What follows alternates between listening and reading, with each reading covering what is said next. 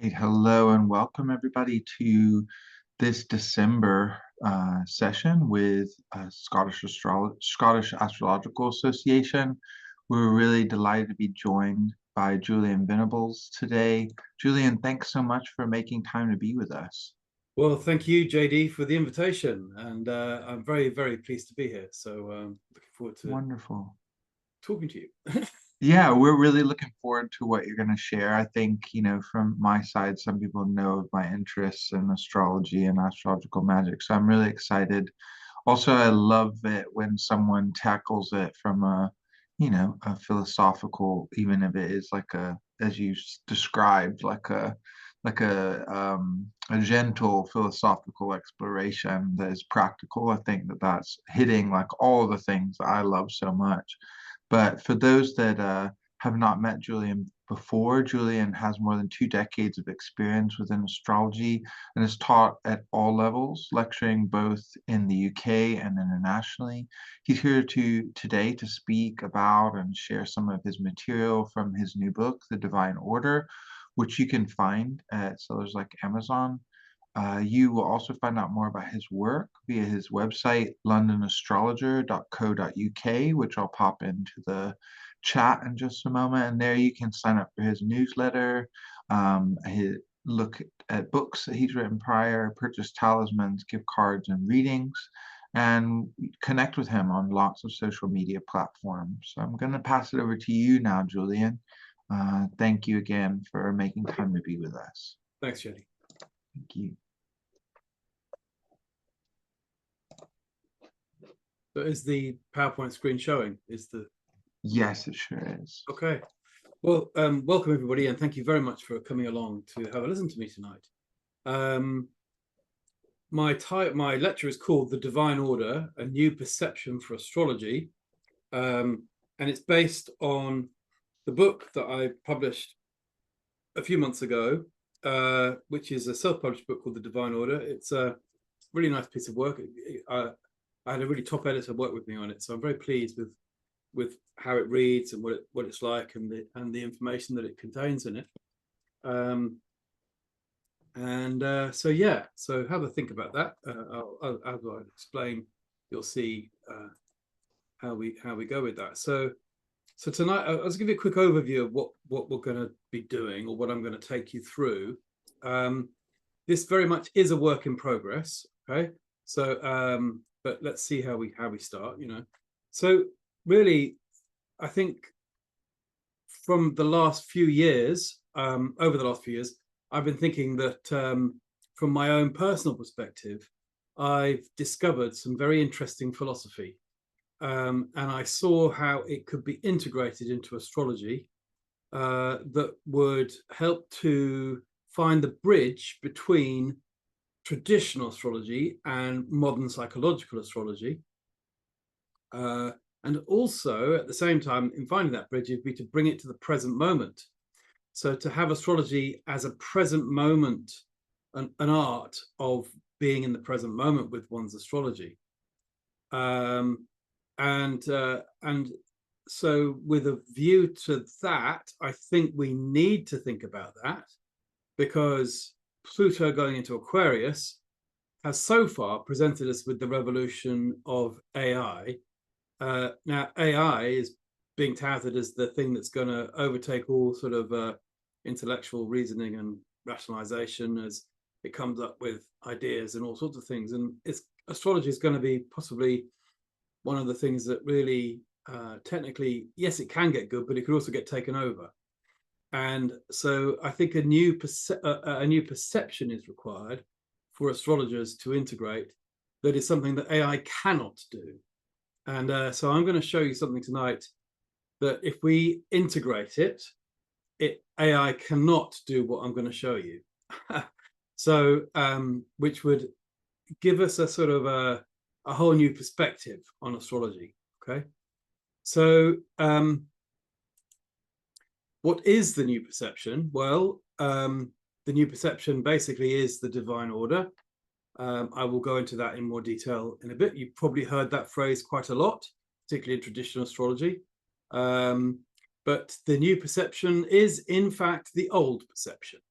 So what I'm going to be showing you is how I believe the ancients used to see the world.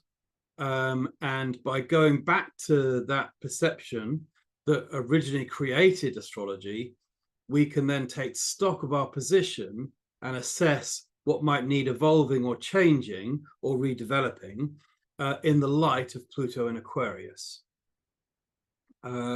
So that's another area that I hopefully we will look at a little bit. And then we're going to be doing the actual experiencing of these experiments. I call them experiments. They are, basically, I'm going to show you what I call self-evident experiments. That is to say, no one can tell you what you experience. You will be the judge of your own experience. So by following the experiments, you will then say to yourself, oh, isn't that interesting? And you will be presented with the perception. So these are tools that can change perception and open a whole new window on astrology and simultaneously recreate it as a unification with the divine. So we talk about the divine order in traditional astrology. They talk about the divine order. Well, I'm actually going to show you tonight how to really unify with the divine in a very unique and different way. And then we will look at how it relates to astrology. So, of course, being an astrological lecture, I have to completely bring it to the chart. I mean, I can't just tell you something without bringing it to the chart. So towards the end of the lecture, I'm actually going to explain how we can see this new perception in the astrology chart. So in birth charts, in charts of events, in charts of the moment, we can see what I've been talking about. Okay, so that's the very brief overview. Hopefully everything will go well, and chaos won't be too much. But the next steps after that will be I have a nice little metaphor to show you at the end, and the conclusion is a metaphor as well. So the next steps is to look at it in terms of Greek philosophy, and then the conclusion is to look at a very nice metaphor from a very famous poet and writer. Okay, so there's my book, The Divine Order. This image is what we're going to be looking a lot at tonight. So this is a lot of what this talk is about. So yeah. So why do we need a new perception? So this is what started it off for me. This quote, which was Robert Zoller of Project Hindsight. So he was one of the leading traditional astrologers. He's not with us anymore. But he really was. It was the three Roberts, Robert Zoller, Robert Schmidt and Robert Hand, who established Project Hindsight, which was the research of the retranslation of all the ancient traditional astrology. And I read this a few years ago, probably around about 2017, and I just thought, this is interesting. It kind of set things in motion for me. So he said, the complete study of astrology consists of not merely studying the writings of the ancients, which is what Project Hindsight was doing, but penetrating their inner meaning and rediscovering their perceptual mode to see the world as the ancients did, to understand their metaphysics. So that sort of made me think, that's very interesting. And it got me really ruminating on some thinking. Now, astrologically as well, just quickly by my own transits, I've got the moon in Pisces in my chart at 21 degrees. And Neptune was starting to approach it when I found this quote. And it was still quite a ways away, maybe sort of 3 or 4 degrees away when I first read this. But then Neptune was getting closer and closer to my moon in Pisces, and things started to shift and change. And I started to have a very deep spiritual longing to find something. I wanted to find the source of astrology. I was thinking, well, what is it? Because we wave charts at one another on pieces of paper and we talk about lots of stuff, but we're very word salad, or I used to be. When I was learning astrology, I'd speak and speak and speak about there's this and this and this and that, and it was very, okay, that's really interesting, but there's something else that wasn't quite there. And so I looked into this, and I'll keep on explaining, as it were. So basically, what Robert Zoller was getting at, I think, with this quote, is the concepts and judgments that shape and sense the modern world that we live in can be put aside so that the ancient world can re-emerge. I think he was putting suggestions in to say there's stuff in this knowledge that we're translating and rediscovering that takes us back to the ancient world, and we need to look at that. So he was basically trying to tell us that it's possible to tune into an older form of consciousness. The original traditional astrology books have an inner life, and that they can facilitate an expansion of our awareness of the divine. So the limitless capacities of the human soul have been largely forgotten by the modern world today, and even rejected. When we start to look at the inward aspects of our life experience, we start to recognize the felt or the mystical level. So it's here that we can embody infinite space, which is what we see in the chart. So when we look at a chart, a printed chart, we're looking at infinite space, because it's not only the solar system, but we look out to the constellations and the fixed stars, and we're looking at a massive universe, you know, on a piece of paper. But it's interpreted is our inner space, because it's experiences that we experience as well. So when we, you know, what I'm proposing tonight is that we can discover what the philosopher Owen Barfield talked about, who was one of the Inklings, who was a writers group with C.S. Lewis and J.R. Tolkien in the late 1940s and 1950s, and even the 60s in Oxford. And one of the closer members of the group was a philosopher called Owen Barfield. And he had a phrase, he used to talk about how we, humanity, can discover the inside of the whole world. So it's like looking into the inner space. But how do we find the portal to that inner space? And how can astrologers find that and use it to their benefit?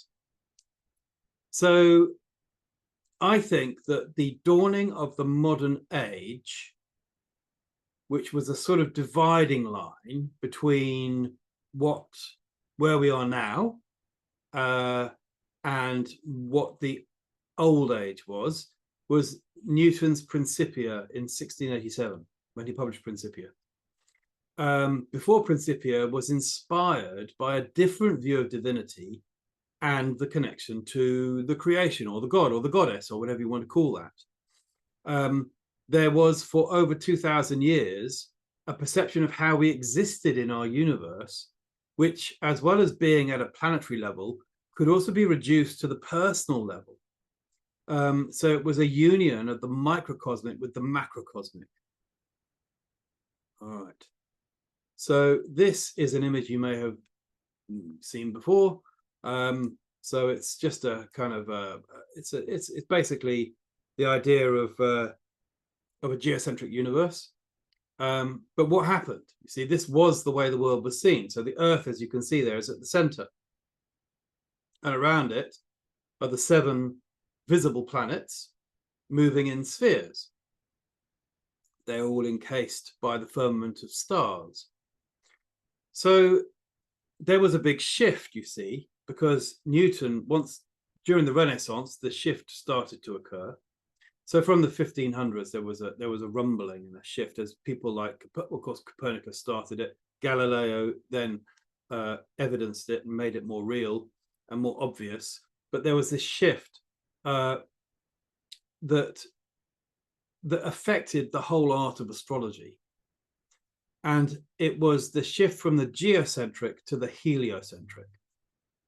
So what happened then was we were shown to be outside of our center by saying, hey, look up there, that's the sun, and the sun is at the center, and all the planets, including Earth, are going around the sun. So it moved humanity's consciousness away from the center.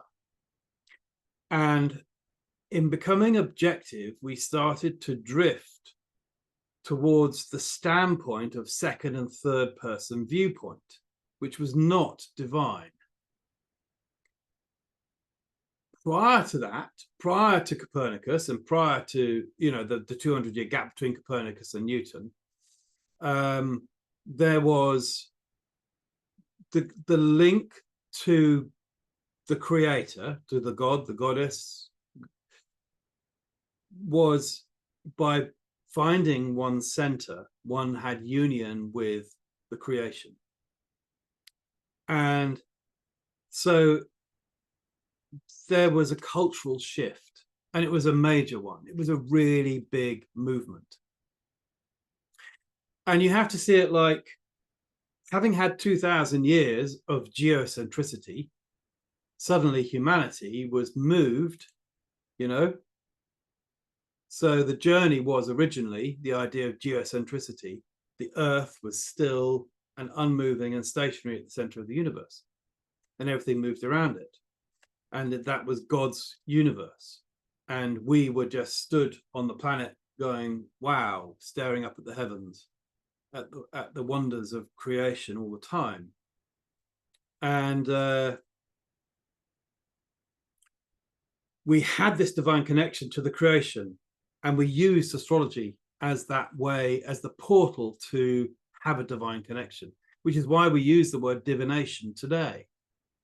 So divination is like seeing into the future, foreseeing things or predicting things, but it's also about having that link, having that connection to creation. So as modern age of science has predominated over the last 350 to 400 years, astrologers got caught up believing and practicing the heliocentric perspective. Now, there's nothing wrong with that. And I'm not here to dispute anybody or anybody's point of view. I'm just coming in with my perspective. So it's a personal opinion, and I'm not here to make arguments or to create ripples or waves that of people say, oh, you can't think like that and all that. But we got caught up in believing the heliocentric perspective, and we shifted away from, or even forgot, that we had the blissful divine center of the geocentric, which enhanced our art and understanding of our place in the universe. So traditional astrology was all from the geocentric viewpoint. And so the writings of the ancient astrologers, and you look at this, had a different perspective that was from the center looking outwards. So each of us is at our center, looking outwards. We have our own world circling around us. And that is our sphere of influence. It's like having an orb around ourselves, as I'll show you later. And it's an orb of effect. It's the wholeness of the birth horoscope that surrounds our space around us and activates our five senses, such that we are in the center of our own chart. So the five senses are the first way in to understanding how to find one's center. The five senses connect us to the center. So the natal horoscope is cast from, the original natal horoscope was cast from a geocentric viewpoint. And we talk in the modern age, we still say, well, the horoscope is cast from the geocentric viewpoint today as well. We say, oh, it's the first breath, the first individual action, the first moment is when we become an individual. That's what starts the chart. Well, yes, it does. But that's the infusion of the pneuma and the integration of the ether or the holy fire or the spirit into the body, and which is actually creates awareness, because there's awareness is the actual source of life. It's everywhere. So trees have awareness. All living creatures have a form of awareness. But it's the human nature that actually has a developing consciousness, which is why we have time available to use as a concept. So the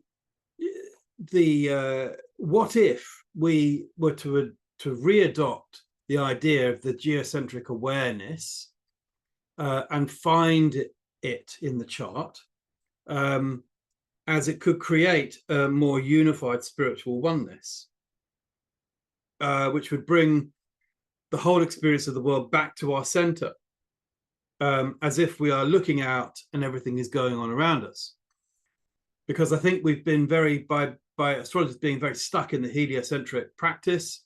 As I said, there's nothing wrong with that.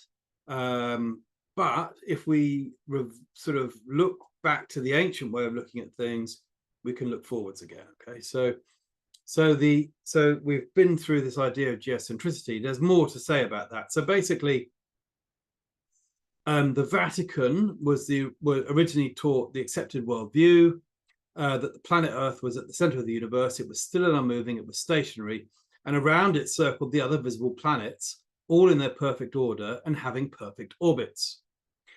This worldview went all the way back to Plato and Aristotle, and even further back from 350 BC, to the point that it stretched right back to Mesopotamia, Babylonia, and Sumerian worldviews of even 3500 BC.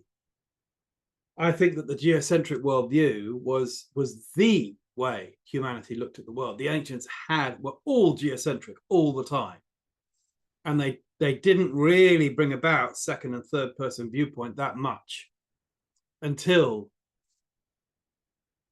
even 2000 years ago. So I think that, and this is part of what I think is really quite exciting, is that if we find that again, which I'm going to show you tonight, if we find that again, we can start using it, and it will be amazing how we can evolve as a collective of astrologers. We can move forward to really adopt that Pluto and Aquarius, a whole new perspective, and it will be the bringing back of the science and religion with astrology in the center. It will be the unification. I'm looking at unification as a collective mindset. So I'm going to show you tonight. I'm hoping to show you. Well, I'll just keep going on. Actually, while I'm going through some stuff here, reading new things.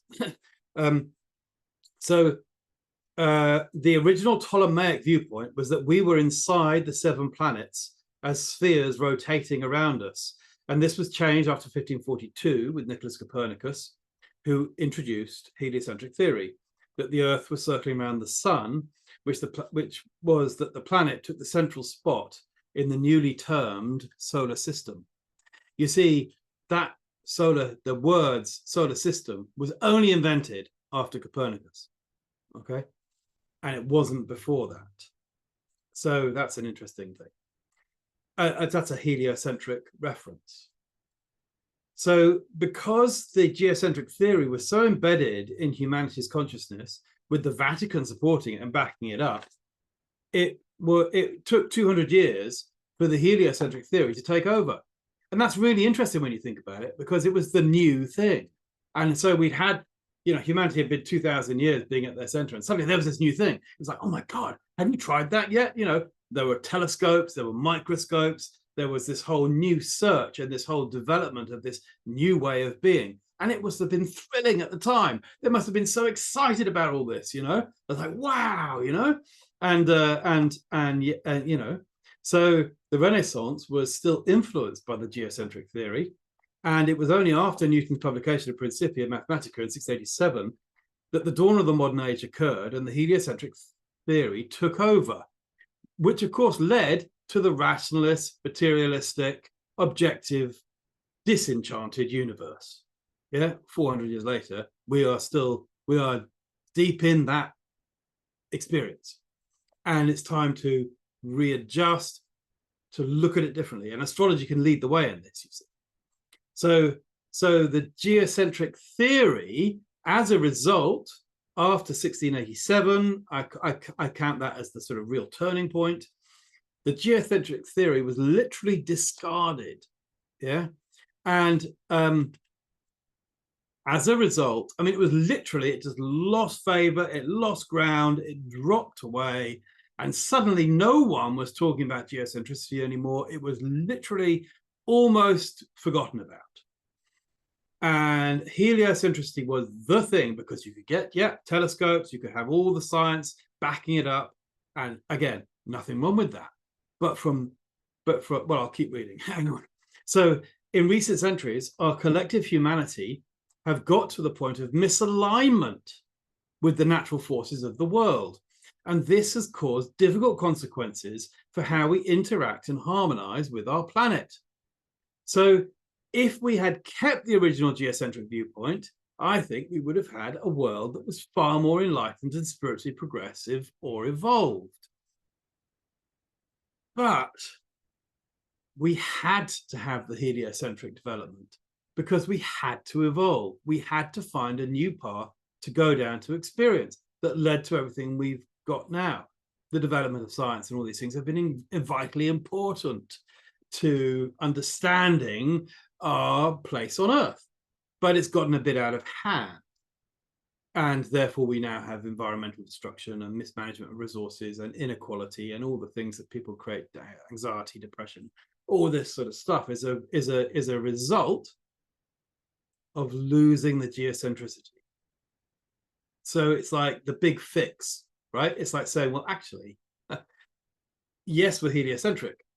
And it's obvious when I look at telescopes that, yes, we're going around the sun, because you look at the sun and, you know, you can see Venus and Mercury obviously going around the sun. There's other things, you know, but from my perspective, from each person's singular first person perspective, I'm still standing on the planet, and the planets are going around and over me every day, right? The arc of the sun and everything's going around from a personal perspective. Okay. So here's another geocentric image of the Earth at the center and all the spheres going around it. And then, as you can see here, the images of that, and then and you know, but things were starting to change. That's actually a heliocentric, the beginning of the heliocentric. I think that's Tycho's viewpoint, Tycho Brahe. And but this is the Ptolemaic viewpoint, and so things are starting to change. And so the journey's been to go from geocentric to heliocentric. And where are we now?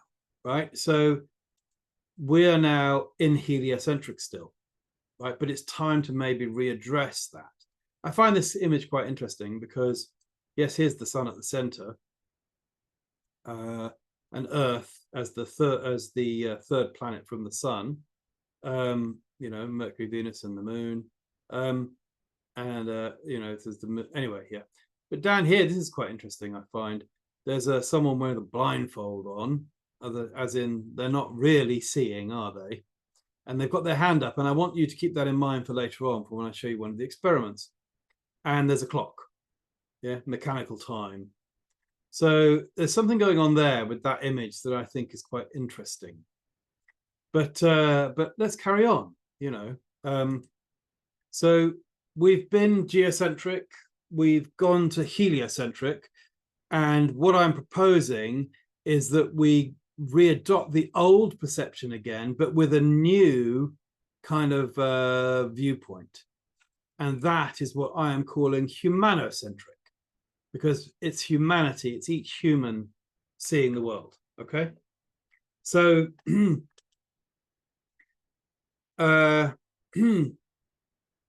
we have been acting outside of our centers and becoming very objective.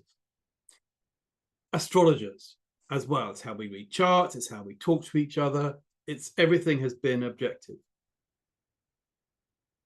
Collectively, we have drifted towards that standpoint that, as I mentioned earlier, is the second and third person, not the first person. And the importance of this is to realize that we lost the divine connection to creation. And so that is where we're at. Now, the the map of the Ptolemaic universe. Here it is. So this is what I talk about in my book. So this is actually from 1532. It's by a German astrologer called Peter Appian, but it's a beautiful, nice image. And the Latin is basically saying, very basically says, this is a kind of like a slice through the spheres. Yeah, so it's like a sort of a, you know, like a sort of a slice through a 3D model, if you like. And around the edges here, in very basically, it says that the empyreum is the heaven, which is the house of God and all the elect. So it's the place of sort of like, but as I'll explain it in more detail. But this is what I am now calling the mind map. Okay, and this is what I think we need to start seeing it as. It's a map of the imagination. It's a map of how our mind works. And so this map of the Ptolemaic universe, because this is how Ptolemy did Tetrabiblos, he based it on this map. Oh, this is a 1532 map, but it was drawn up as a reflection of Tetrabiblos. So this is the Ptolemy worldview.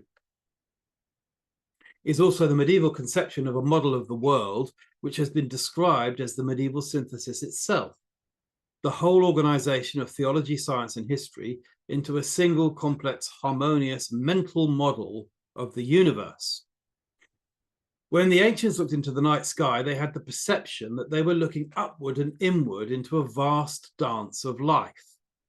We humans were in a world of variation and change, but the heavens were full of song, light, and life.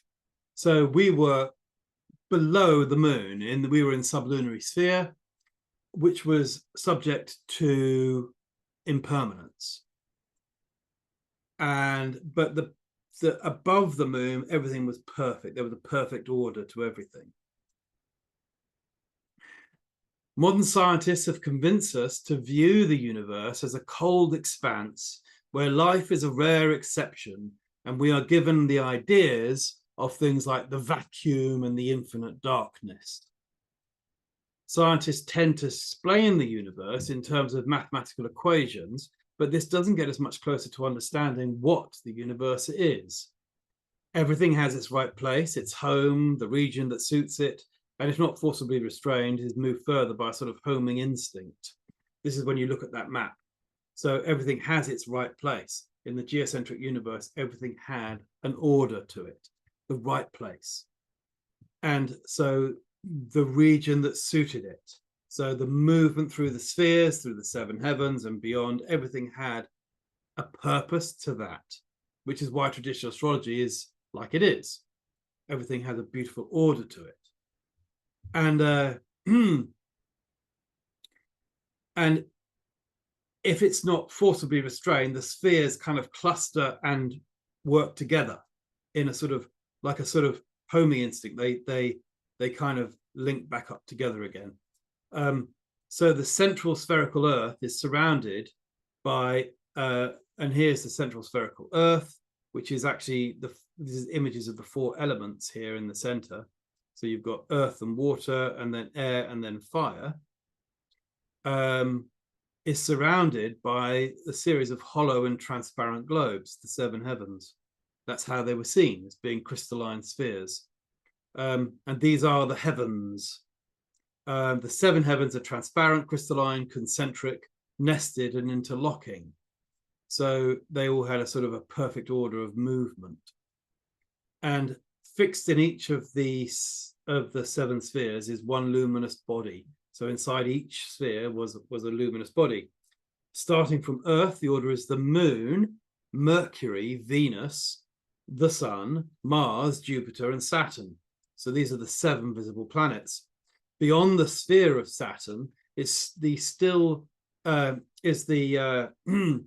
firmament, and then we have the crystalline heaven, and then we have primum mobile.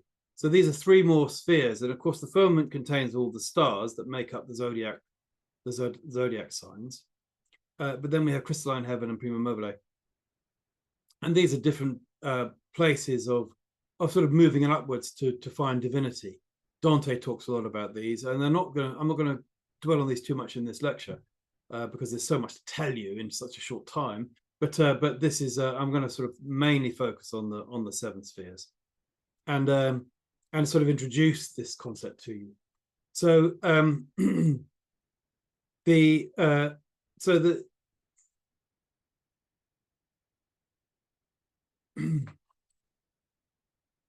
the existence of this model accounts for the motion of the planets. So all motion moved in order from the top to the bottom in order for something to be born into Earth. So it came from the creator and moved down through the spheres, like and a lot of Greek philosophers talk about that. It's in a lot of texts about how the soul descends, wearing garments as it goes through the planets to then be born. But once we're here, like we are right now, then we have a sort of urge to go out, to look up and find out where it is, to quest what we are here for, what it's all about. So we go the other way, you see. So we're born out of the heavens to then look up and say, well, how can I get back up there? And so the spheres transmit their influence to Earth within the medieval mind. The universe was finite, but it was a perfect spherical shape containing within itself an ordered variety. So it was a variety of things that made the whole, but it was all ordered, and it had a perfection about it. So while a modern mind might gaze into the sky and interpret vast nothingness, a person in the Middle Ages would be able to admire it as one might admire, say, grand architecture, like the interior of a cathedral, or some of the, they might be like, wow, amazing, because that's how they saw it. And so I think a nice phraseology here to sort of set us towards the experiments I'm going to show you is that the geocentric spheres present us with an object in which the mind can rest, overwhelming in its greatness, but satisfying in its harmony. So when one places oneself at the center of this mind map, of this map of the imagination, one can feel the greatness of the universe around oneself, but be very happy and satisfied with that. And that is what I'm trying to show you tonight with this divine order. Because once I show you the happiness, a lot of solutions can come good for you in your life, you see. Things don't become half as much of a problem as before. And you'll start to realize how the ancients see the world and how to connect to the divine. So let's keep moving forwards. Okay, I'm now going to talk about how the divine order is basically derived. This comes from the book, okay? And this is basic astrological understanding, all right? But the divine order is derived by the apparent speed of the 7 visible planets. So we have the moon being the fastest, followed by Mercury, followed by Venus. These are all between Earth and the sun, okay? And so these are called inferior planets. In my book, I talk about how inferior is far more personalized, in planets that are far more personalized. You don't have to talk, when you study the divine order, you don't have to talk about your moon, Mercury, or Venus, because they are things that are just naturally given as internalized processing of how the mind works. So the moon is one's feelings given to you by the 5 senses. So the 5 senses give you input, and that's your moon. The reactions and responses and the feelings of the senses is the moon. Once you've received into your mind something from the senses, then Mercury acts on rationalizing it, reasoning it, and logically giving it place. so that it's then spoken about or used by using the hands. And then in using the hands, one connects to others, for example, and also with speech. So then you speak to others, and this creates connection. So Venus, hold hands, speaks to create relating. Yeah. So these are inferior planets, all right?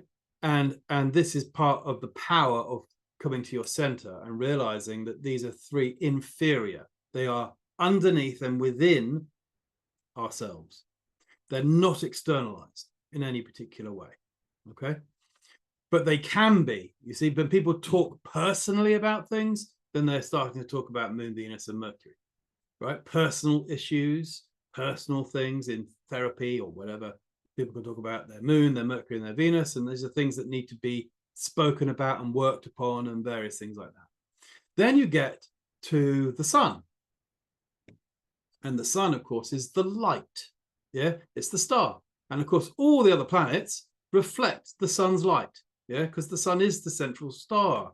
It's the giver of the light. So it resides in the middle of this 7-ordered array or variety. And so the Sun is the middle ring, yeah, of the 7 rings.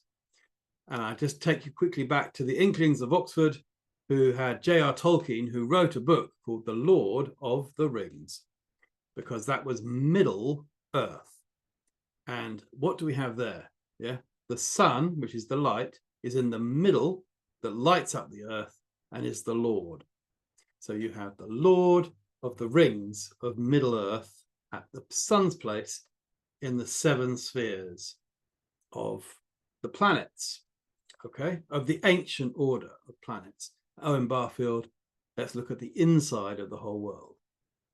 Okay, keep that one in mind. Then we get to Mars, okay? And Mars now is the first of the superior planets because it's outside of the Sun. From our perspective on Earth, Mars is outside of the Sun. And of course, Mars is an energetic and outgoing planet. You know, it's not personalized, is it? You know, Mars just goes out and goes, right then, you know, take action, whoa, fight for it, or energize, or compete, or win, or conquer, or, you know, it's the Mars energy. Yeah? And I can talk lots more. That's all in the book. By the way, everything's in the book. And this is, I'm having to contain it all to try and present it to you in a sort of an hour and a bit. So, you know, but do think about getting this because I explain it much more beautifully in here. And so Mars, and then we have Jupiter, yeah, as the next superior planet, and Saturn. Okay, so and these, of course, are the career planets. They're you know, all the vocational planets. They're like how we fit in with the world around us. They're not personal planets. They're not Moon, Mercury, Venus. They're not inside us. They're not inferior or inside us. These are exterior or external. You know, they are outside of us. Yeah. And so there's the inside and the outside, and then the Sun in the middle, which governs the balance at the center, if you like. Okay. So that's that's a very basic deriving of the divine order. So a basic diagram. Here we are on Earth at center. We have Moon, Mercury, Venus as inferior, Sun, Mars, Jupiter, Saturn. And you know, we're all taught in modern astrology or traditional astrology about the speed of the planets. But to me, this is the speed of the mind. This is how the mind moves, because I've shown you a mind map, or what the ancient Greeks would call the imago. This is the imagination, what came from the word imagination. Yeah, it's the what you see in your mind's eye is, you know, it's if you can start to see yourself at the center of the 7 spheres, and I'm going to show you exactly how to do that in a minute. So this is that order. So we've got Moon, Mercury, Venus, Sun, Mars, Jupiter, Saturn. Okay, this is different to how we're taught in the heliocentric system. All right, and that's for another talk. But you know that the heliocentric system is different. So the divine order, as I see it, is a new way. The new perception is also have a new way of looking by using the moon in the ancient system into a modern world. It's like a psychotherapeutic system I've developed, okay, in the book. So it's a form of astrological psychotherapy. So it's a new way of looking at our feelings by using the moon. It's a new way of looking at our logic by using Mercury. It's a new way of looking at relationships, which is Venus. It's a new way of looking at light, which is the sun. It's a new way of actions, Mars, a new way of growth, which is Jupiter, and a new way of the law, which is Saturn. And these are all things that astrologers have to consider. So everything is, of course, in the chart, right? So the chart doesn't change. I'm not here to challenge the structure of charts or anything like that. I'm here to provide an interestingly new perceptive interface for astrologers to talk to their clients, but also for enthusiasts, astrological enthusiasts, to really enjoy their planets. Okay, so I'm looking at this new way of changing the perception around, and I have techniques. Everything's in the book about using things like planetary hours to talk to the planets. Okay, so it's all in there. So, all right. So I've used the very basic Fidaria system of the 7 ages of man that our dear friend Shakespeare, of course, wrote about in As You Like It, Act 2, Scene 3, where he gave the 7 ages of man metaphorical instructions as to life. And so this is a Fidaria, you see, and of course Shakespeare called his theatre the globe. Yeah, well, what's a globe when you think about it? It's like a kind of set of spheres, isn't it? And if you do go to the globe, actually, and have a look around and get one of the guided tours, you will see how the stage is in the center. It projects outwards and is in the center of the theatre. So, and above the stage is a zodiac painted on the ceiling. And in the booths and on various tiers around the edges, you can see all the 7 archetypes of the planets painted as characters with their actual star sign, with their planetary glyph and the name of the planets and the names of the gods and goddesses. It's really quite amazing. And so hidden deeply within the globe is a lot of astrology, which of course Shakespeare did a lot of as well. And when you start to see the 7 spheres like this, Shakespeare takes on a whole new light. And you can start to really get your mind blown by reading some nice Shakespeare and seeing yourself at the center of the spheres, which is how he used to do it in the Tudor age. So I used to think what I believe to be the Tudor playwrights used to write plays in a day. Yeah.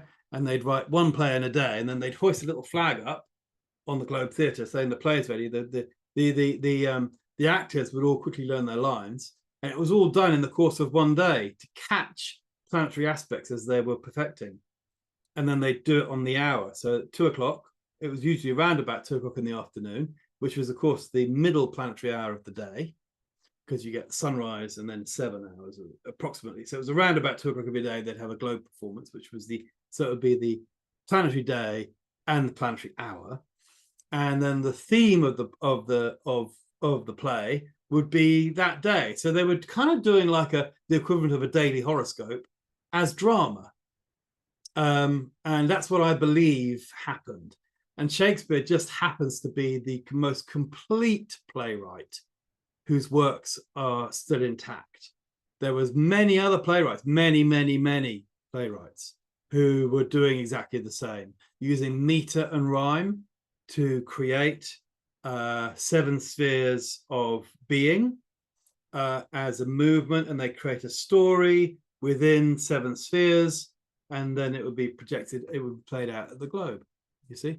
So that's a little thing that I think is, I mean, it's just I went to see the globe a few months ago and I was thinking about that quite a lot, and I do feel that's what it was, what they were doing. But anyway, so we've got this Fidaria system here. This is in my book as a system by which to work in a therapeutic way, to work with one's stuff. If you need to go back into time to think about things, you look at say, for example, you look at the moon in your chart. So you find the moon's condition in your chart by by its sign, by its house, and by its aspects. And then you say, so what was that first phase of life like for me? So you think about that, and that sets your moon up. Okay, so that would be then, and then you use the planetary hours system to have a portal to the moon, to talk to the moon about your life, and so forth. And then you have Mercury, which was up from the age of 4 to 14 years. So whether you look at your natal chart and you go, what's the condition of my Mercury, by sign, by house, and aspect? And then you go, and what was happening in the years 4 to 14? So you then use the planetary hour of Mercury to open the portal to Mercury and ask Mercury for memories, for reviews, for what happened, and stuff starts coming up. I promise you, it works. and it's like really very interesting, because of course the mind is like a river of consciousness. It's just flowing. I'll get onto that in a minute. But then you go through Venus for 14 to 22, and I know you get to these ages and you think, well, I haven't even got there yet. I've only just started my Jupiter years. But you're understanding how that planet works in your life. When you get to these ages, you're understanding how that works.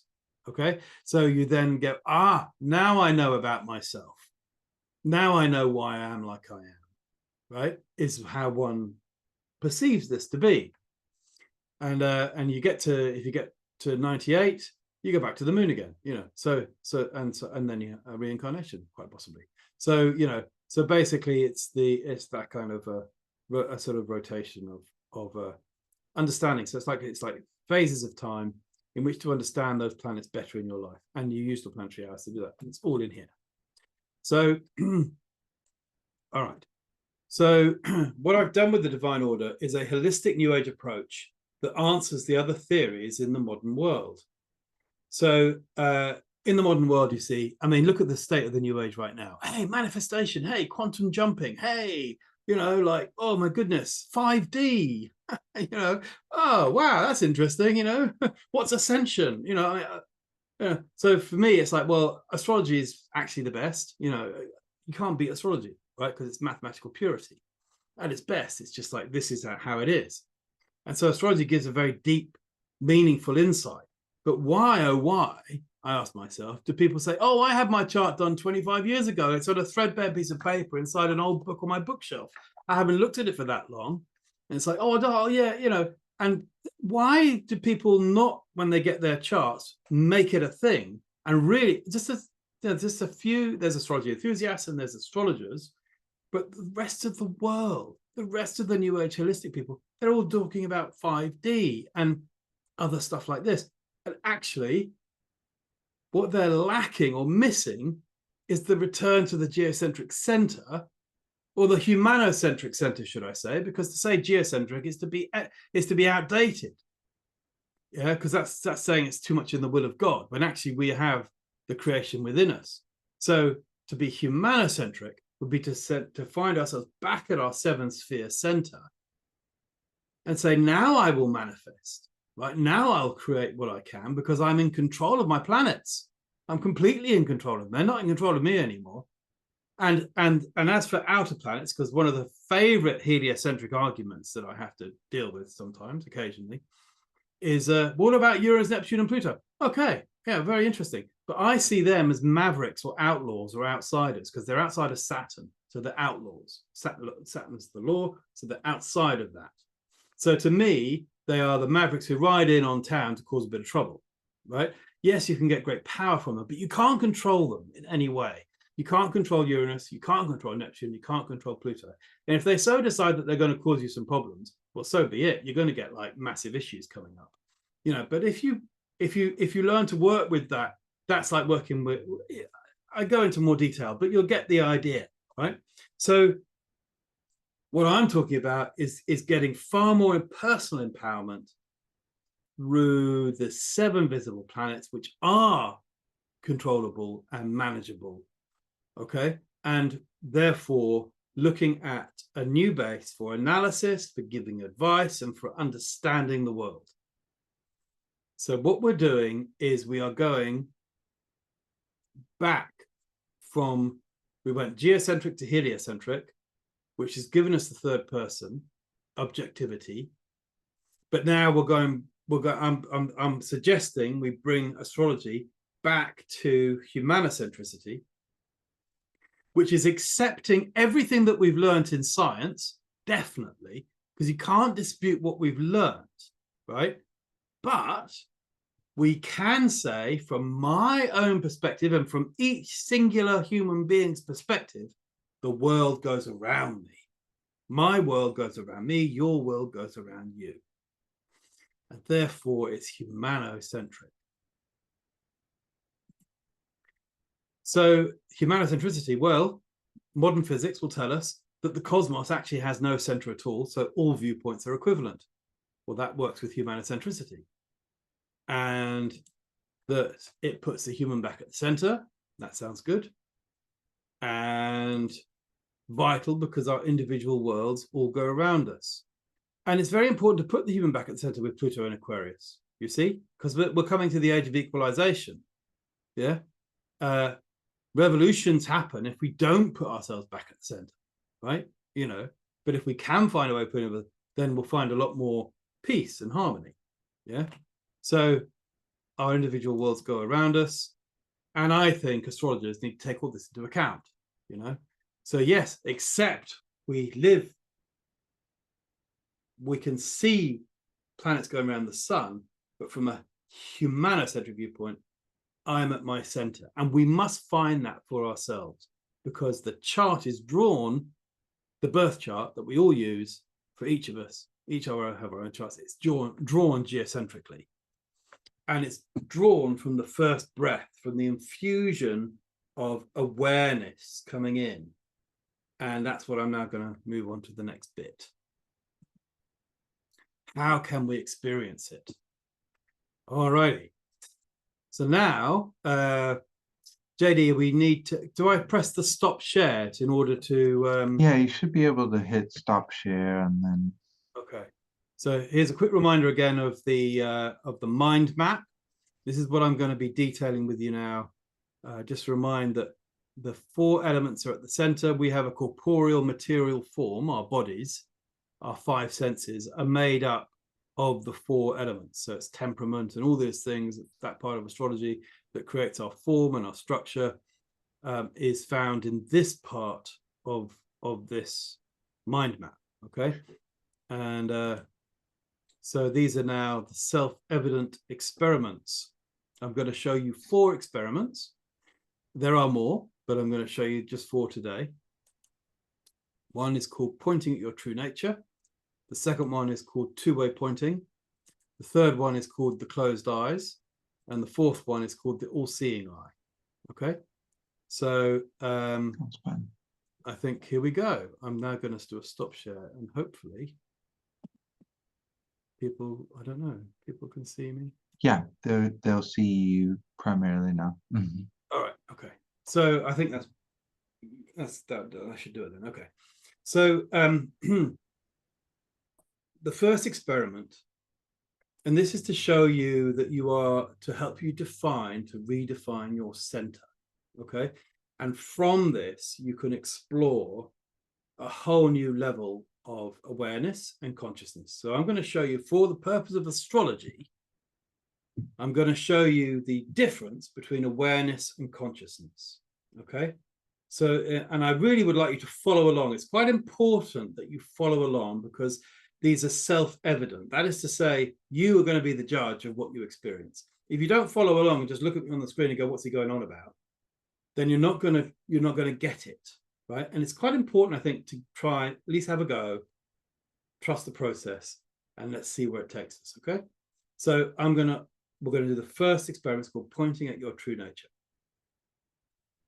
And in order to do this, I want you to hold up a pointing finger. Now, it's also quite important to not look at your image on the screen, right? To pretend that that's not there, okay? In order to make this work properly, all right? You know, because if you see, you know, you just need to be recognizing, okay, don't sort of be objective and say, yes, but I can see my face on the screen. Don't don't think like that. All right. Just go with what's being pointed out to you. Okay. So with a pointing finger, right? Firstly, to realize this or to think in this way, when you point anywhere in the world, you point at appearances. So you are distant from what you are looking at, and you see things and you see objects. Okay. So to observe this, I want you to direct your attention at things by pointing at them.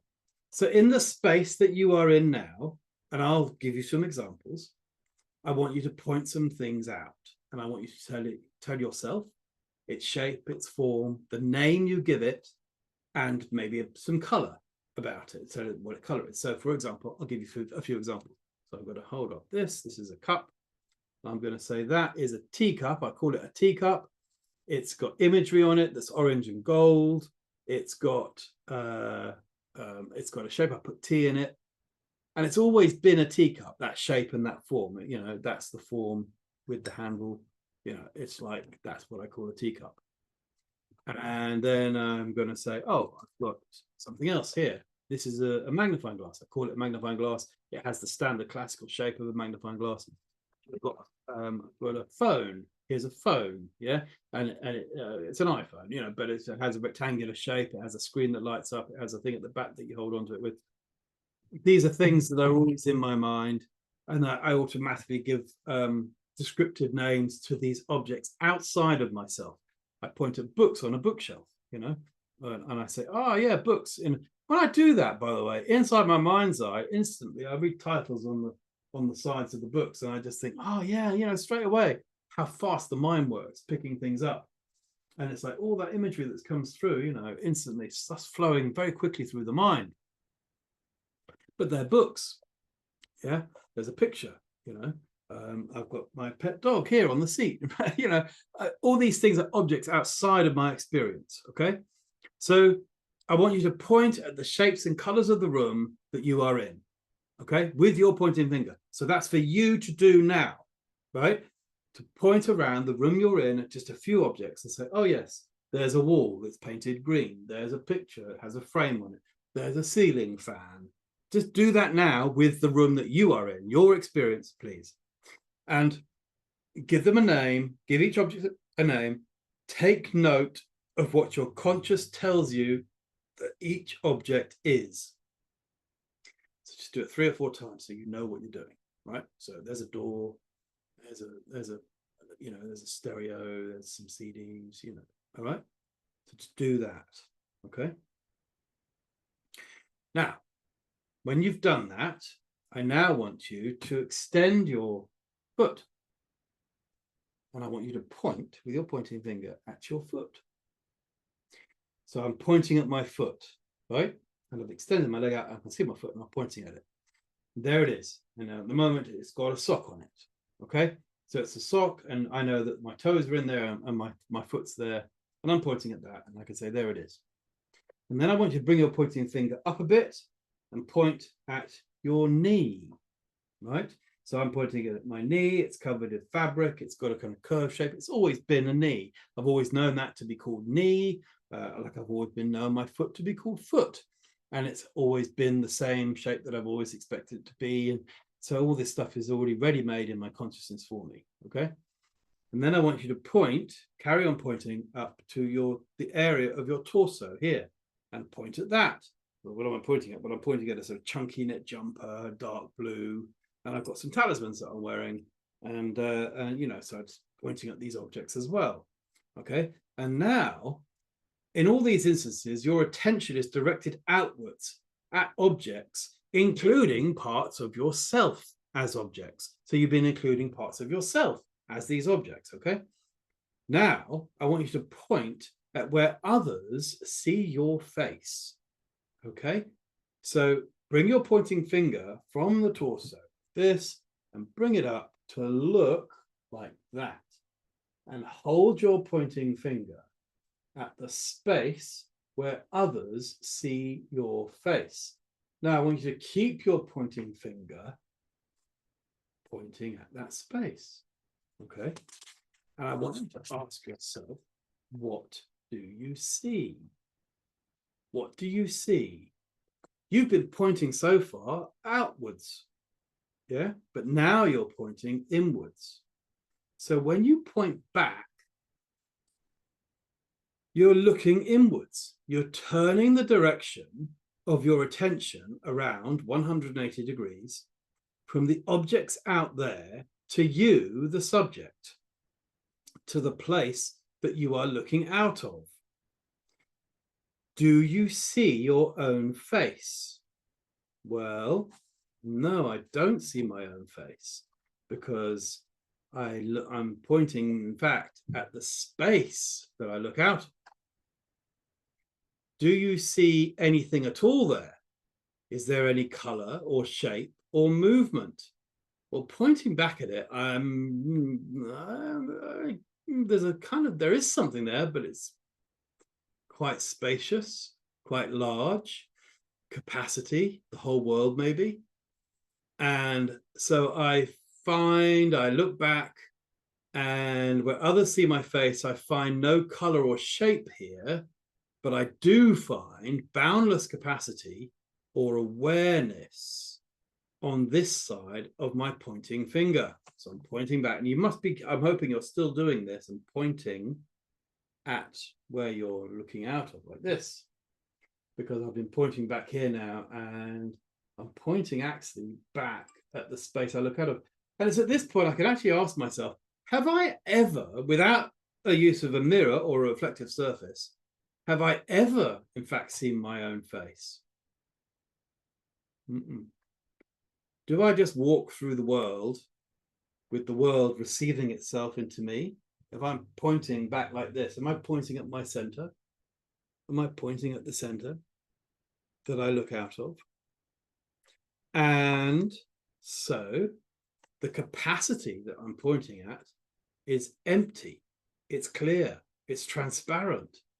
It is self-evidently awake and very aware, because of course I'm very alive. I'm aware, but I'm pointing back. I'm pointing at this space, and it's vast. It's vastness, because actually when I move around, the whole world moves with it, right? Because I'm moving around, pointing back, and actually the whole world is inside there, that space. So this capacity is full of everything happening in it. My finger, it's full of my finger pointing back at me. It's full of my view of the scene beyond, the space that I'm in. It's full of the sounds and the feelings that are going on. All my five senses are feeding in to that as well. And am I now seeing who I really am? Am I seeing the boundless one at the very heart of myself? The one in whom the world is happening. So, what do you find? Are you looking out of this wide open, crystal clear awareness? Just go with it for a minute. You take the finger away at this point, and now you've pointed it out to yourself. You've pointed back. It's full of the whole world. And you are aware that you are full of the whole world. It could be said that all is the mind. Everything is mind. Okay?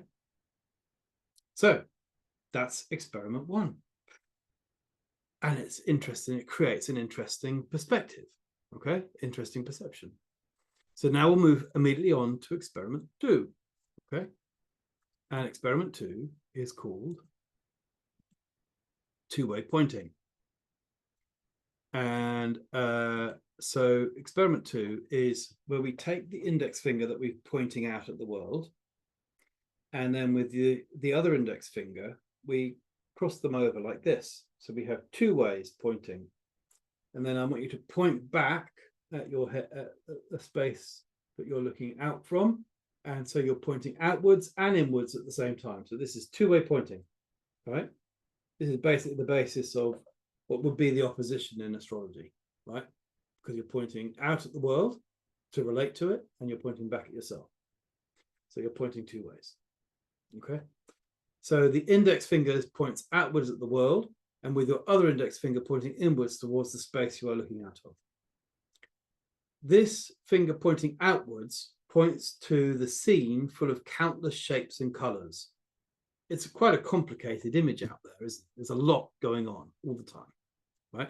In Zen, they call it the 10,000 things. There's always 10,000 things going on in the space that we are in. But the more time you spend looking at it, the more there is to see. And most of it is hidden, obscured by other things in one way or another. So that is to say, if I looked out through the window over there, I can look at the night sky. And up there are planets and stars, right? Because I'm pointing outwards. And so it's when I point outwards to something, it's in my space. So I'm pointing outwards to the whole universe. But I'm also pointing back to see that it's part of me. So it's within me. The universe is within as well as without. So it's the as above and the so below. Here. Okay? Like that. All right? You get what I'm doing, don't you? Yeah, like that. All right? So the viewing is different. Here, the space is not hidden at all. You can see it all, and you can see it all at once. It's right here. It is what I am. It's the part of me that I can never lose because it's always there. It's my center. What could be simpler than seeing this and being this? Pretty easy, right?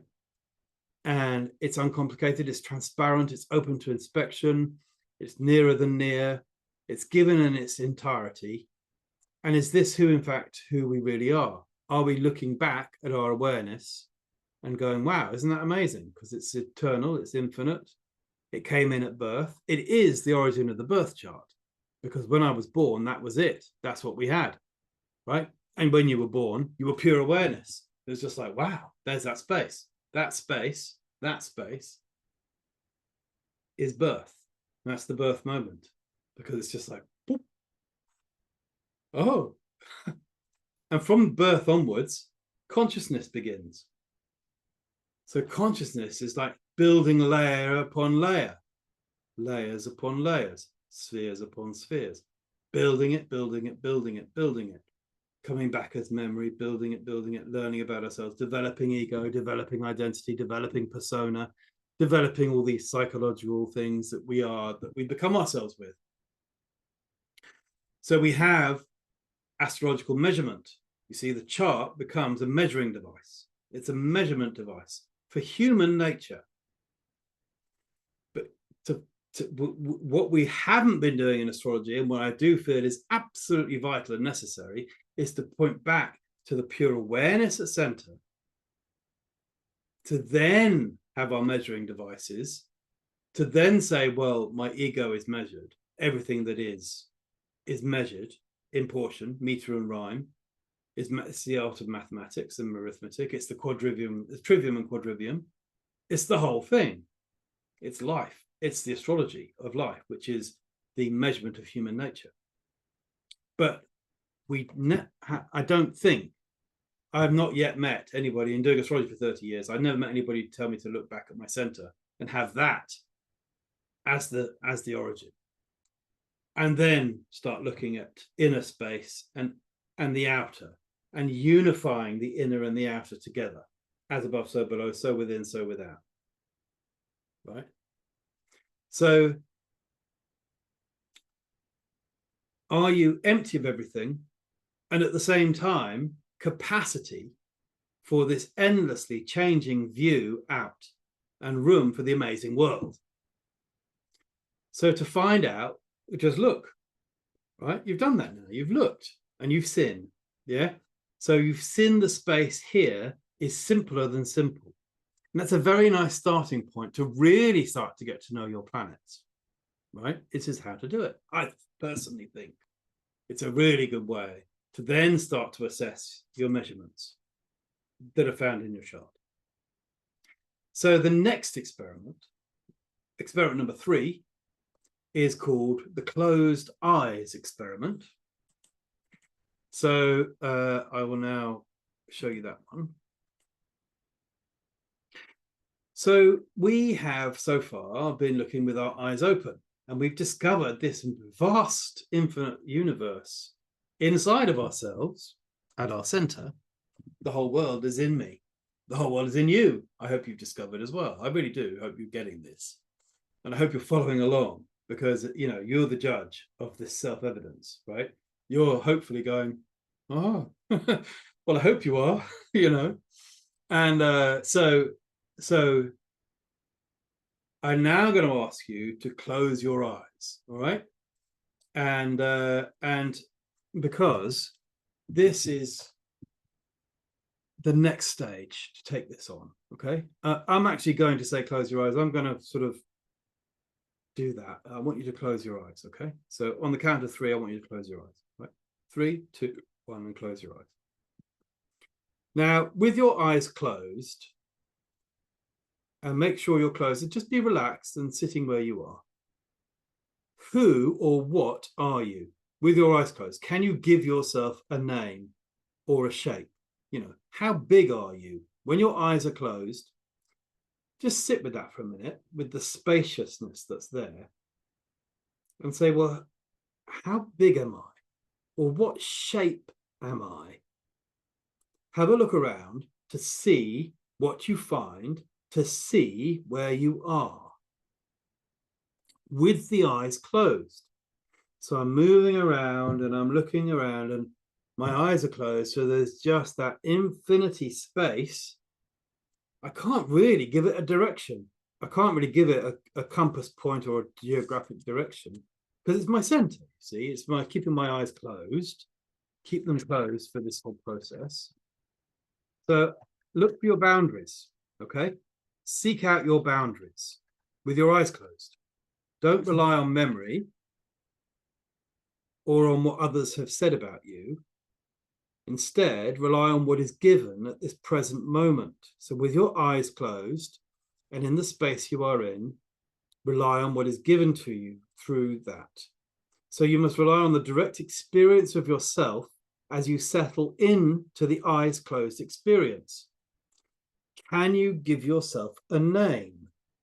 Can you say, how old are you? Can you say if you're male or female? Are you in fact a human? Now, it's important to keep your eyes closed for all this, okay? Can you define your shape with all the evidence that you have?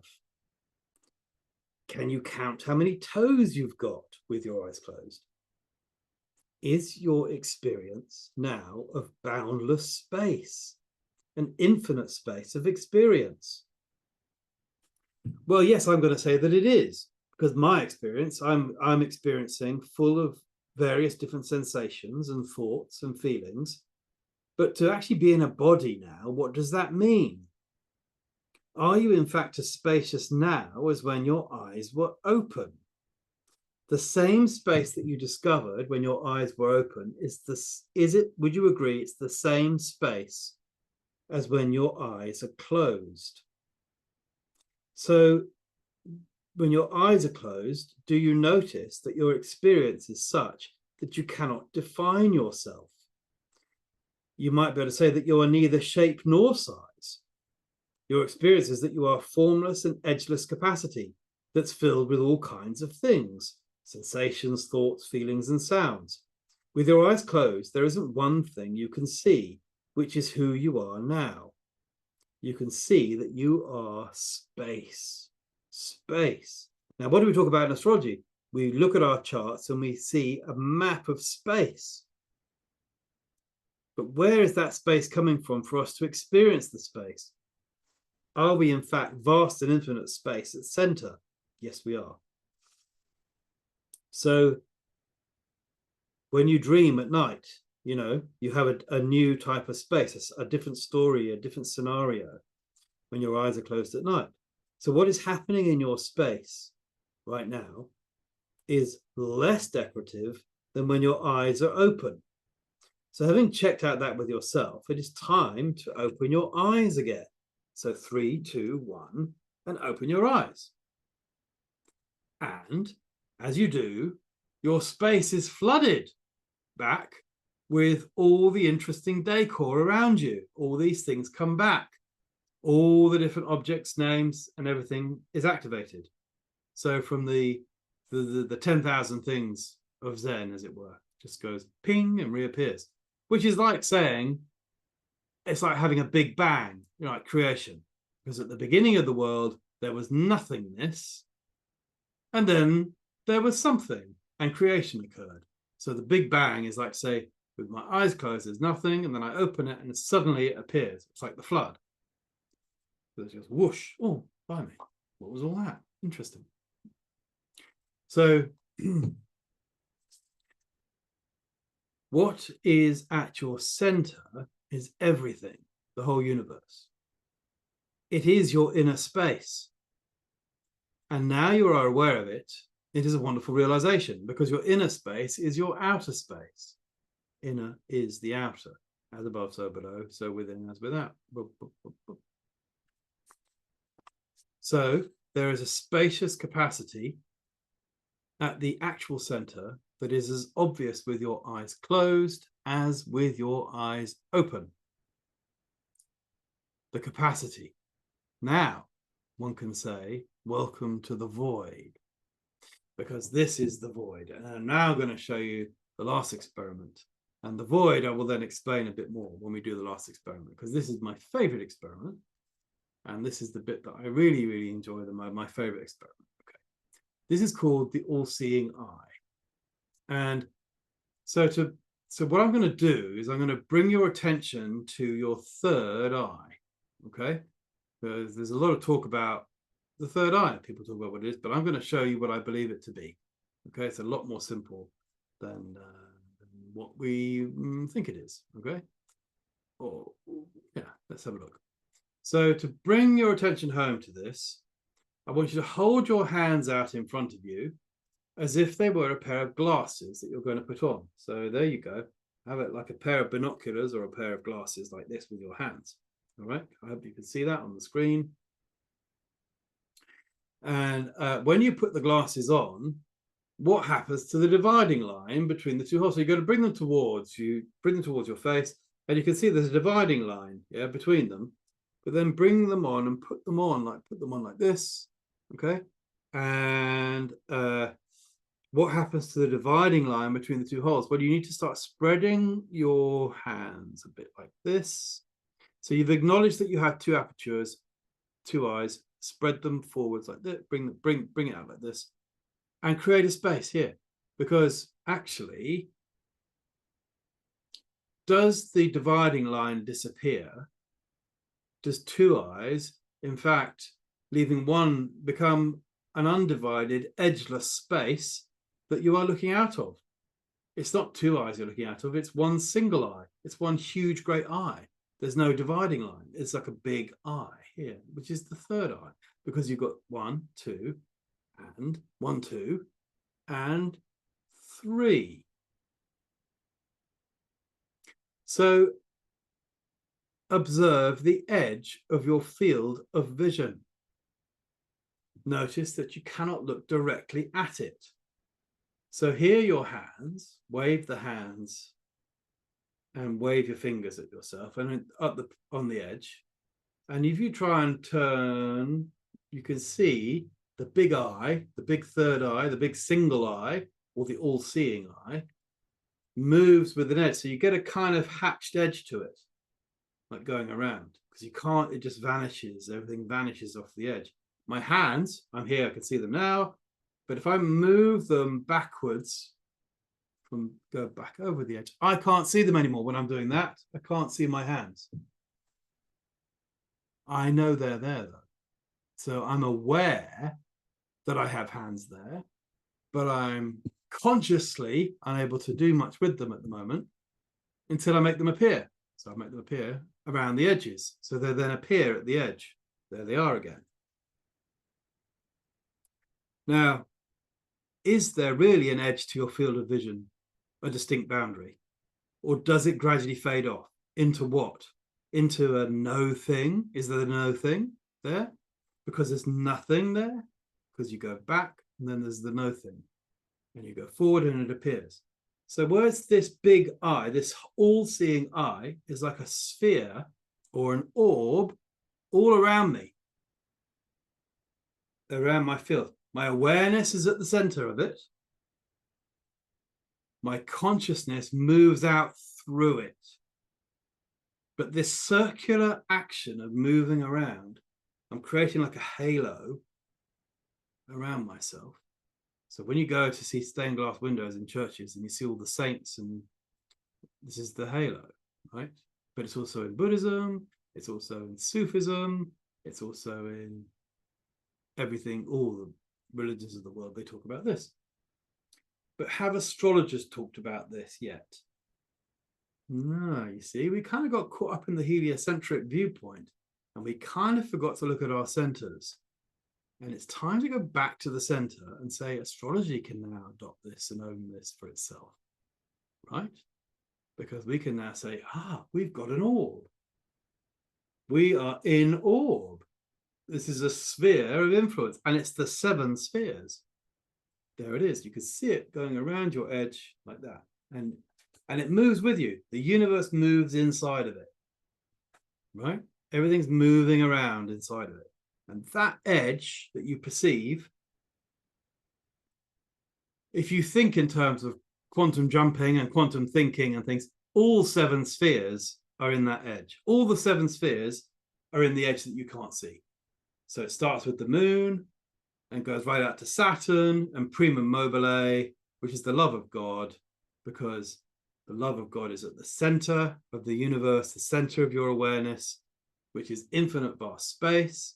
It comes outwards into consciousness and finds an edge for beyond which is the love of creation.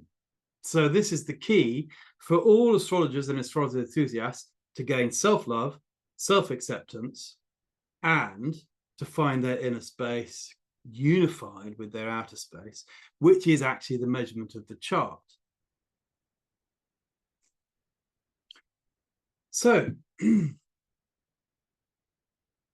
you see, you're moving your hand to the edge, see how it vanishes. This is the place where things disappear.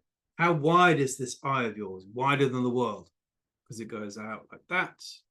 Yeah, it has a very flexible space to it. Okay. And so when you look at a long view, yeah, it's how much you can fit the whole world in it. But other people will see 2 eyes when they look at you, and you will see 2 eyes in the mirror. But how many do you see from your own point of view? So take a fresh look at yourself and live inside of your one space. Okay. So it's very obvious and it's very wonderful. And I think you're going to enjoy that. And it should really give you some really nice understandings. Okay. So now I have to, because I'm probably running out of time. I sense that, we've got to an hour. That's good, actually. It's not too bad. And so I'm going to go back to the share screen. JD, is that all right? Can you see the share screen? Yeah, again? give it 1 second. Yeah, so right now we see your desktop. Yeah. You see the, hang on. So how do I? So are you currently in presenter? Are you currently in presentation mode? You're gonna have to remind me again how to do that. I'm sorry. If you put it from your PowerPoint, are you in presentation mode? Oh yeah, okay. Or slideshow mode or whatever it's called? Yes, I can't remember. I'm in the Yeah. So when you hit share, look for the window that you're seeing where you do see your whole presentation. Thank you. Hang on. Give it 1 second. There, that one. It still hasn't come up. Just give it 1 second. So just make sure, there you go. So we see 3, the closed eyes. Brilliant. Okay, good. So we're back to as we started, yeah? So, all right, that's very good. Thank you. So the all-seeing eye is the 4th experiment. And now I need to relate it to astrology for you. Okay, I mean, this is key to everything, right? Because you're like, well, that was interesting, hopefully. But now I need to show you why. Okay, so it's all down to primary and secondary motion. Okay, in the chart. All right. So primary motion is our awareness, and secondary motion is consciousness. I've shown you tonight the difference between the two. So you can now have access to your awareness, the infinite center, and your consciousness is the movement into the spheres around you when you're at your center. Okay, this is the measurement system. Consciousness is the measurement of astrology. All right. So very briefly, primary motion is the when you take the chart measured at the center, the geocentric center, you have the four angles of the ascendant, descendant, midheaven, and IC. So that's the eastern horizon. So when you're standing on Earth, you're standing on Earth, and I hope you can see me there, standing on Earth, and you look to the east and to the west, and you have your horizontal line. You have a sky dome above you, so you're in the sky, as it were, standing on Earth, and it's the turning of planet Earth, okay, that's rotating. Planet Earth rotates on its own axis once in 24 hours, and that is primary motion. And primary motion is awareness, because when you're born onto the Earth, you become an individual on Earth, and you're breathing in Earth, and that starts, the birth chart starts with pure awareness. From that point forwards, the baby, the individual, is gathering consciousness, but it doesn't start until that you have the initial moment of awareness. So primary motion is awareness, because it's awareness of being alive. So the four angles stretch out into that being space of aliveness. So and they also, the four angles govern the 12 houses, which are the places, the topoi, the places, the placeholders. But the houses, the house of God, or the house of creation, the houses. And it's like, yes, in my body, I'm in a house. I'm like having a house around oneself. This is like a house. Yeah. It's like being inside a space. And the 12 topoi, or the 12 places within that space, depending on what direction you're moving towards in with regards to measurement. And also regards to the development of the individual through time. So the development of consciousness, because the chart is the map of consciousness, okay? But you have to find that center of awareness. So when they talk about, another way of looking at this is if that third, the single eye experiment, if you move your hand upwards here, upward, this is another experiment to do very quickly, but it just gives you a perspective for traditional astrology. You move the hand up like this, and how far does it go before it vanishes? Right? If I bring my hand up like this and then it vanishes, I can't see my hand anymore. Try it now with yourself. You can't see your hand; it vanishes, right? So there's like a line, a bottom line, yeah, upon which you're floating like a boat. So in ancient Egypt, you had the Eye of Horus floating on the boat. Well, here's the Eye of Horus in an orb floating on a boat. Yeah. So in traditional astrology, when they talk about the helmsman of the chart, the ascendant is the guiding helmsman. So here it's like the ascendant is pointing towards you, what you experience in that sphere. So whatever zodiac sign or whatever planets are rising on it, or your angles are very key to how you experience your sphere. So how your consciousness grows out of awareness is how your four angles grow in life. So the four ruling planets of the four angles, they move outwards and they grow according to that awareness at center. Okay, so that's explaining it. Secondary motion, of course, is zodiacal motion, so basically, the birth moment is when the spirit, having manifested soul as it descended through the spheres, is then born through the moon into and enters into the sublunary sphere in a physical corporeal form. As the infant is born out of the mother and enters into the world, what does it experience first? I postulate that it has no understanding of where it is or what it is, because consciousness has yet to be formed. However, the infant is alive and it is breathing, and that's the beginning of the chart. It is safe to say that it has awareness, a very pure form of awareness, which is the act of being alive. So when we cast the natal chart based on the location of birth and on the timing of the first breath, what are we actually doing? We are recording the very first moment of awareness of the individual. From this point forward, we are then going to be using all the techniques of astrology, the mapping of the individual's life journey, their evolution and their self-understanding, and everything that we do today with astrology. But we are starting with the initial state of awareness. And once that state has been established, an individual has been born and has a chart that it can call its own, consciousness is going to start growing and being created out of the state of pure awareness. So the moment that the individual becomes self-aware is the moment that the 4 angles of the chart are created, and those 4 angles are pointing into the ecliptic, which is the secondary motion. Furthermore, the 4 angles are also creating the 12 houses or the 12 places, which are the encasement around the individual's awareness. So the primary motion of the Earth, as the individual is born into Earth and becomes a part of Earth, is shown in the chart as primary motion, awareness. Primary motion, the movement of this planet that we exist upon, is the movement of our awareness, because without the planet, we would not have awareness, that we would not be alive.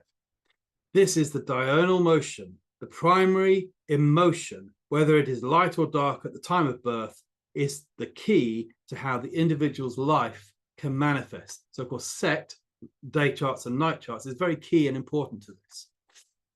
The 4 angles and the 12 houses are now moving out of the Earth into the space around the Earth and further outwards into the area of the ecliptic where we have the zodiacal signs. The ecliptic is the band in which all the other planets are moving through in a different direction to the primary motion. It is all the movement of the other planets that are creating the movement of time transits, which is the development of consciousness. So secondary motion is the development of consciousness and time. Together, primary motion and secondary motion make up the complete natal chart. There we go.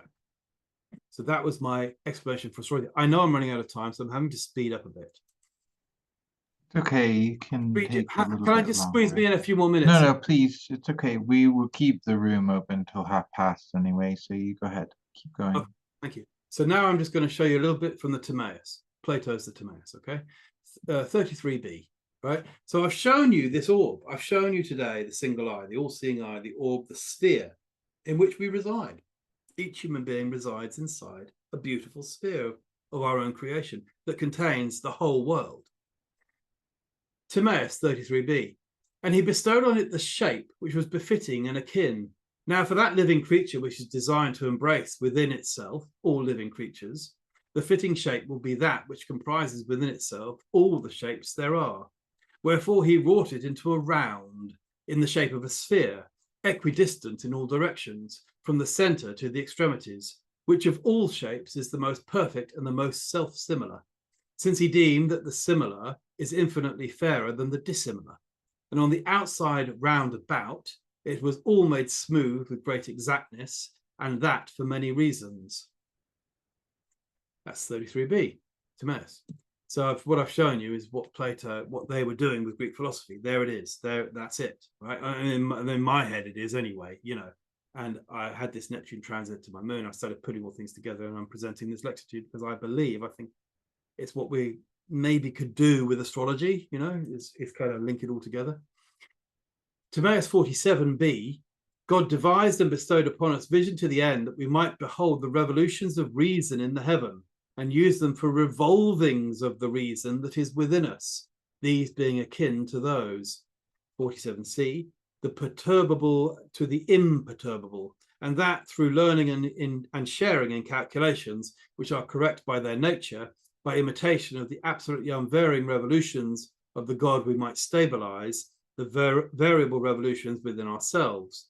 Concerning sound also and hearing, once more we make the same declaration, that they were bestowed by the gods with the same object and for the same reasons. For it was for these same purposes that speech was ordained, and it makes the greatest contribution thereto.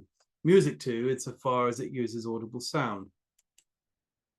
And last bit, 47d, was bestowed for the sake of harmony, And harmony, which has motions akin to the revolutions of the soul within us, was given by the muses to him who makes intelligent use of the muses, not as an aid to irrational pleasure, as is now supposed, but as an auxiliary to the inner revolution of the soul when it has lost its harmony, to assist in restoring it to order and concord with itself. Okay, so make reference to that later if you want. Read those bits. All I can say is I hope I've entertained you enough or given you some insight. I love this. This is the zodiac of Dendera, yeah? And I've just shown you the single eye, which is supporting an orb, yeah? And what's Horus doing? The god of Horus, hours, the god of hours, is holding up an orb that contains the whole world. You can see the whole world is being held up like this, yeah? Supported all the way around. They are supporting an orb that contains everything. It contains the night sky, but it also contains the planet Earth and what's going on around the edges. I mean, everything's going on there, and that's the zodiac of Dendera. So that, to me, is the beginnings of realizing that this amazing, this geocentric viewpoint, this was how the ancient civilizations saw everything, yeah.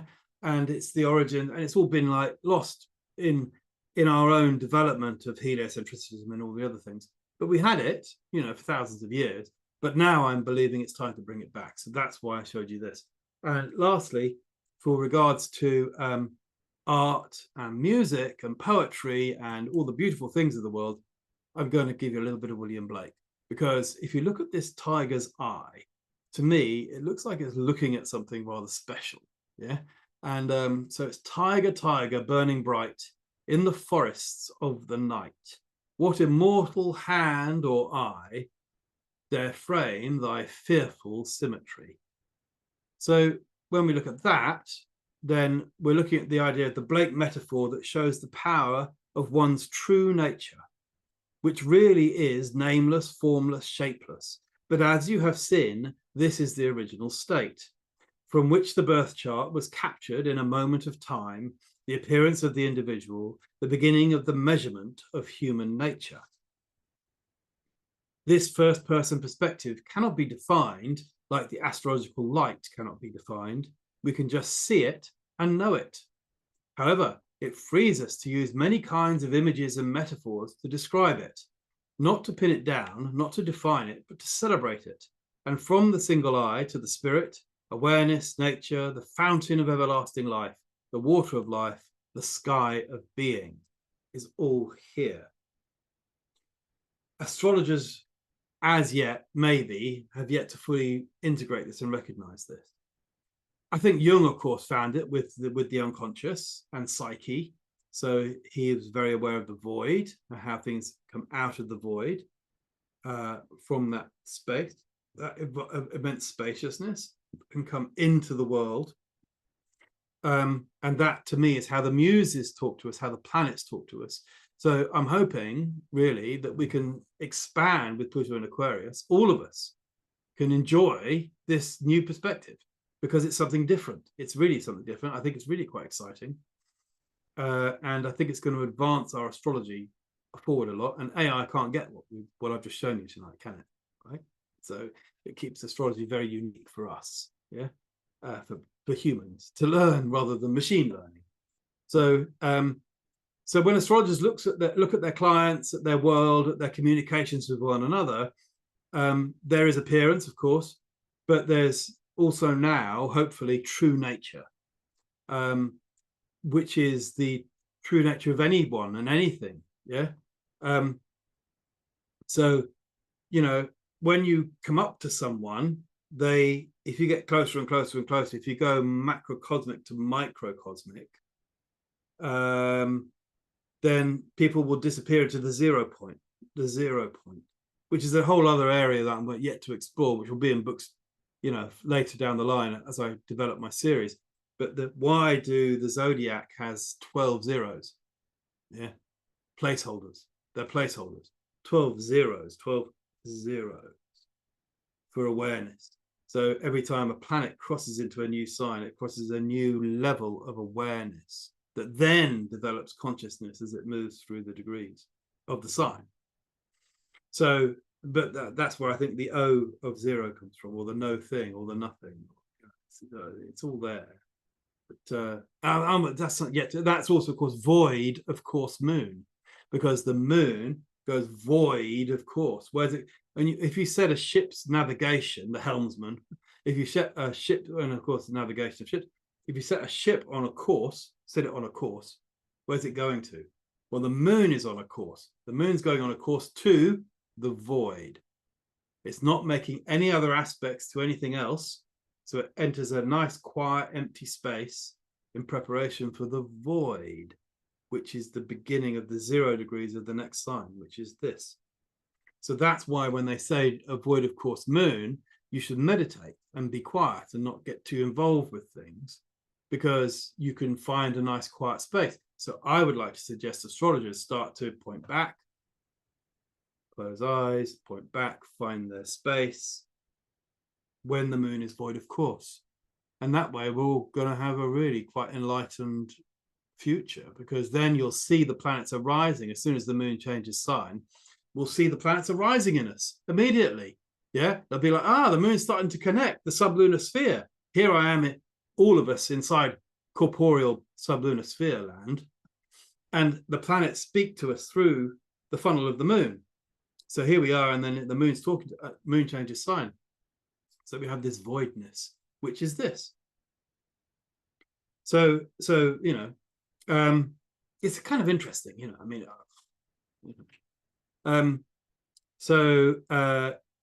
yeah. So the universe is there. It's all within each of us, and it's captured and contained in the birth chart, or any chart of any moment. You know, like I say, cast the chart down. We could find, you know, there's, you know, it's just about recognizing the measurement of things. So the astrologer sees the universe in the inner as well as the outer. So our true nature is a bit like the metaphor of Blake's tiger, because it's the tiger in the room. It's beautiful, it's fearful, it's wild, it's energetic, and it's powerful. Yeah, recognizing this. So you know, and if we include the tiger in the room, if we include our true nature into the world of astrology, I think if we let that out, we will let its power enter the astrological world, and it will be a huge, profound, infinite, beneficial power and a purely good energy to start looking at how the planets talk to us, each of the muses. I've found really interesting Roman plates where all the Romans are holding hands up and holding discs, and inside the disc you've got gods coming out. I'll have to show you in another lecture, but there's gods appearing in the disc that they're supporting like this. It's so far out, and I was just like, oh my god, you know, it's in Italy, it's in like a museum in Rome or something, you know. I was just like, oh my god. But when you start looking at that, you'll see how, you know, it's everywhere. It's in all ancient culture, right? And so why, as astrologers, why the hell have we been missing out? Right? We've been missing out on this hugeness, the tiger in the room, right? We've got to let it loose and say, hey, now we've got this, and it's going to help us advance our art massively, because we're going to really start communicating with the planets, and we define the system of measurement as consciousness, and we all know we have awareness, which is our universe at our center. Yeah, as above, so below, as within, so without. It's all out there, it's all in here. And my chart, your chart, everyone's chart, are our map to measurement of consciousness. And therefore, and when you start to think like that, it lightens everything up a lot, and it makes life quite enjoyable.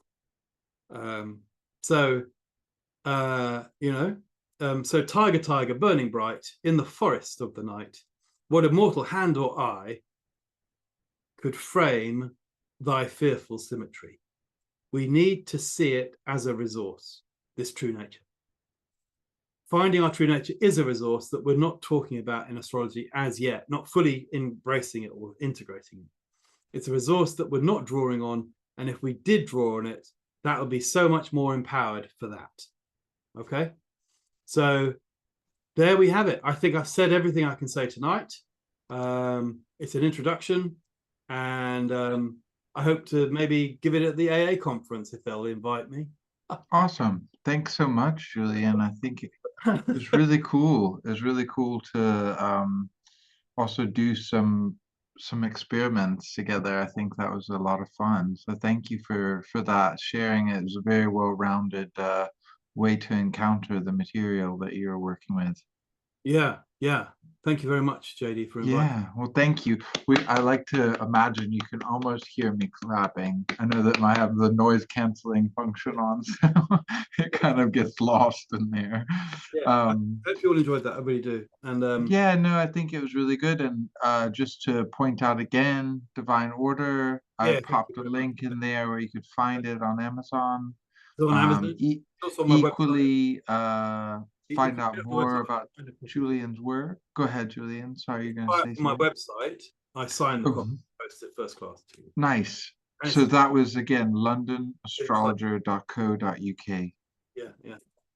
And I have talismans as well, just in case anybody's interested. Yeah, wonderful. And there's also lots of places to follow you there. So we'll leave it for people on the recording to do that. And I'm just going to stop it there. But thank you again for being part of our program this year. Yeah, thank you so much for the invitation. I'm really Yeah, pleased you let me talk tonight. So thank you. And wonderful. Well, thank you. blessings for a winter solstice and the return of the light. And Coming. see you all again in the future. Yes. So